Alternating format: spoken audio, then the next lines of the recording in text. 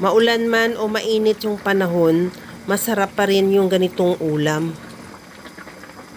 Nagpainit na ako ng tubig. Ilagay ko na rin yung kamatis at sibuyas. Lagyan ko na rin ng pamintang buo. At timplahan ko na ng asin at paminta. Pagkulo, lagay ko na rin yung 1 kilong pork liempo.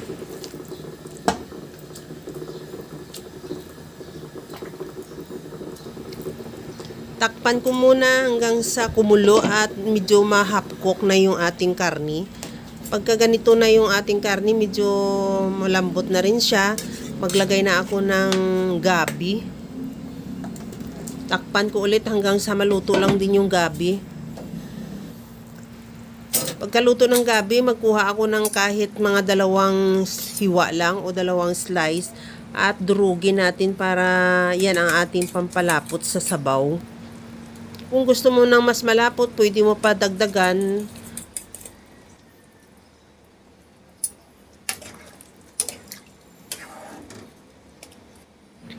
Okay na yan, malambot na rin yung ating karni. Ilagay ko na yung gulay, labanos, okra at yung talong.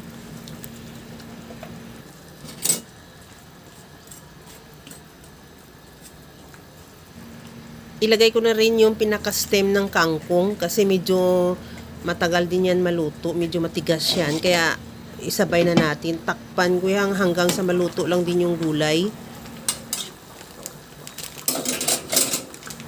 Sa putong ito maglagay na ako ng pampaasim. Bali, ganyan lang yung ginamit kong pampaasim, yung tamarind powder.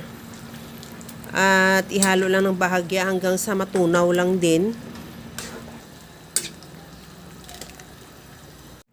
Tikman ko na rin kung okay na yung sabaw niya o tama lang din yung asim.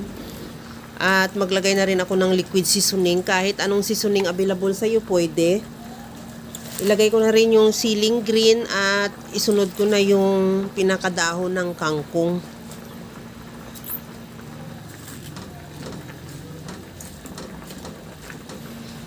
Ihalo lang natin hanggang sa maluto yung kangkong.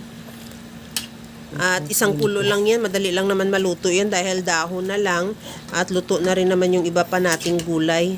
At pagkatapos yan, ready to serve na yung ating napakasarap na sinigang na pork liempo.